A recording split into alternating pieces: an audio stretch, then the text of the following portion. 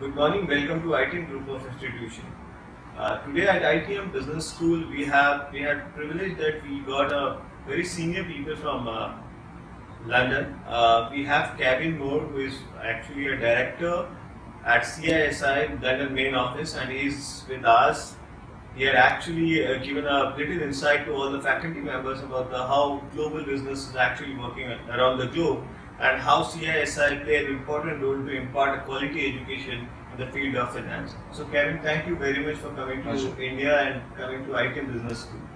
Kevin, what is generally when I talk with the students about CISI certification, the first thing which comes in their mind is that what is the use of doing the CISI certification? How it will going to enhance their career in the future?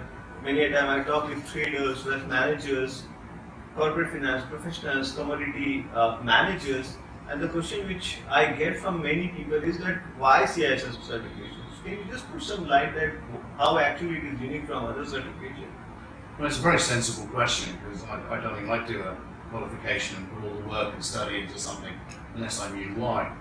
I mean, the CISI was originally founded by the London Stock Exchange by stockbrokers, so by people in the financial services industry. And now we're supported by 700 professionals working in all the areas you described: wealth management, operations, IT, compliance, risk, all different areas, much more than just stockbrokers. And our qualifications are put together with input from people currently working in the industry.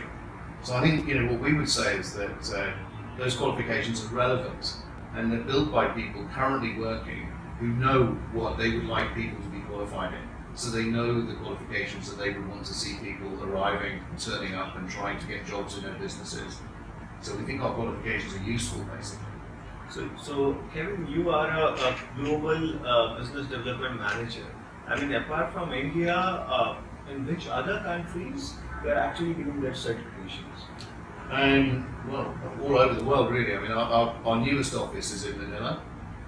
Because although India has the largest BPO centres in the world, Manila is very close now, number 2 I think globally. We have an office in Singapore, we have an office in Dubai, we do a lot of work in Europe, we have an office just now in Barcelona, and I spent the last few weeks in Ghana and Nigeria, and we're doing work in East Africa and the South of Africa. So there is an appetite for good quality transferable benchmark qualifications right across the world. You can always take an exam that might be available locally, but it won't necessarily be recognised outside of that jurisdiction.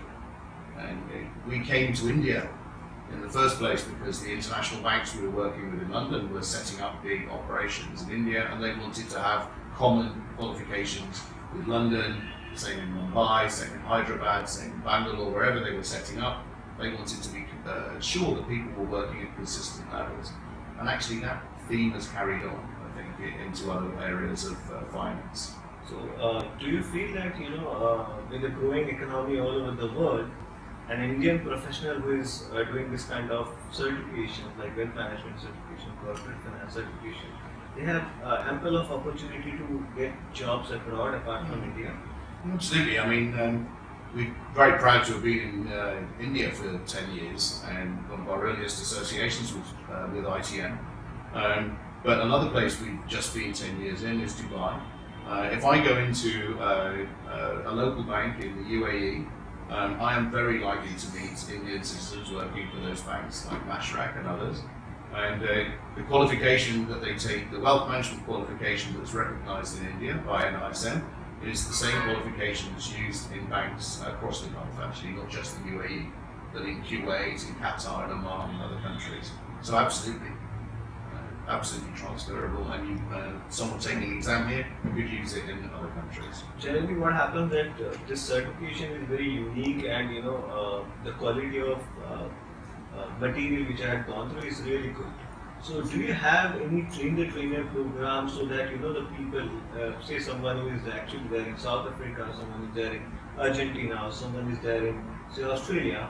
So is there any support you will going to provide to those trainers so that they can very much well equipped to train the student or train the professional? What is your plan on that particular area? Because it's a really good question, because although CISI exams are constructed so you can self-study using the workbook and e-learning materials, There's no doubt that proper training by a good quality trainer or a good quality institution like ITM is the best way to study.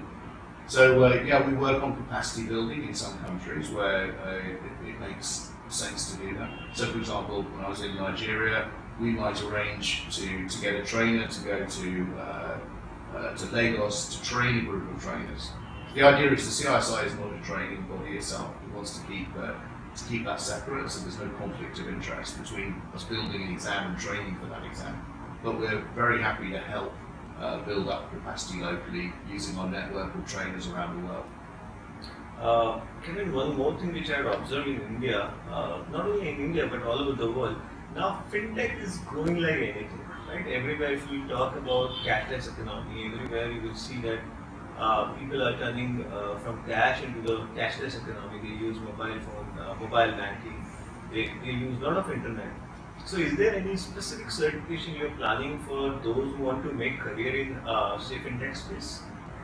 It's interesting because we have a special interest groups at the CISI in London in different areas like operations and compliance, and there is one for fintech. I mean, as you say, it's an area of growing importance. I think the thing to remember about fintech is that underneath it, it's still the basic financial principles. The delivery channel might be completely different, and the rules are sometimes can be changed by the introduction of technology. But I think at the moment there's no direct plan to have a qualification in fintech as such. But we have plenty of other learning material, seminars on video that CISI, people taking CISI exams can watch. So someone from ITM could log on to our website as a student member, watch a presentation about aspects of fintech, robo advice, crowdfunding, all of these words that didn't even exist 5 years ago would have been something out of science fiction. I mean, we had seen that earlier or even the recent time also, a lot of malpractices take place in finance world actually. So and I had seen that you people are more interested also in giving workshop in the area of integrity. In fact, I still remember Ganesh Ayyar, who is your country head of India, they arranged a very wonderful seminar at Bombay Stock Exchange, and many people from industry had appreciated that. So is there you have another further plan that you should actually be more focused toward corporate governance, integrity, so that people in the system also adopt this, and if we're going to help that particular firm in the long run? Is there you have more plan to have such kind of workshop, eye-opening workshop for the corporates, for the professionals? That's very true. I mean, we work in three areas. We provide a wide range of qualifications. We are strong believers in continuing professional development. I'm an ex-banker, and I know how important it is to keep your knowledge up to date. Even within 1 year. I mean, the words we just used about fintech. If I'd studied 10 years ago, they would not have been any part of my studies at all. So if you don't keep up to date, you're dead in the water. The third area is professionalism and behaviour. And I joined the CISI just as the financial crisis was beginning. I worked for a bank for 21 years and was proud to be a banker. But the events of the financial crisis and the scandals that have come up in banks all around the world mean difficult to be quite so proud to be a banker nowadays.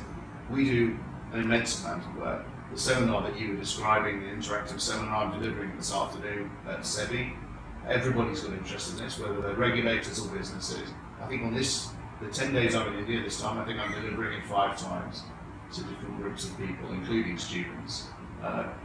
Honesty, being honest, behaving properly, these are very old-fashioned values.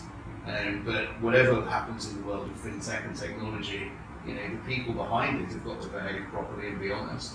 Otherwise, the customer could just be fooled by technology in the wrong hands. So absolutely, a huge important area for us. Do you have any major plan that to reach each and every corner of India, because Indian economy is growing, our job market is really flourishing with a lot of jobs. So is there you have any big plan for India that you will go to every corner and give insight about how this certification is going to help them in the long-term career? It's a challenge for the CISI because you mentioned Ganesh Ayyar. Ganesh Ayyar has taken me to almost every corner of India. I think in the 5 or 6 years that I've been working with him. But we are a registered charity, a not-for-profit organisation, so it's a slightly different business model to a commercial company that would probably, frankly, invest a lot more money in, say, a range of offices around India. So we're a bit more conservative. But certainly our ambition for India is limitless. I mean, we came to India like most businesses. We came because it is an exciting country. There's great opportunities for growth, and there's a real appetite for learning. And so I think it's undoubted that we will grow along with that appetite. So you have seen that how CISI is creating an impact on new generation who want to make a career in the financial world. So thank you, Kevin, for your all insight, and really thankful that you had visited ITM Group of Institutions. Thank you. Thank you.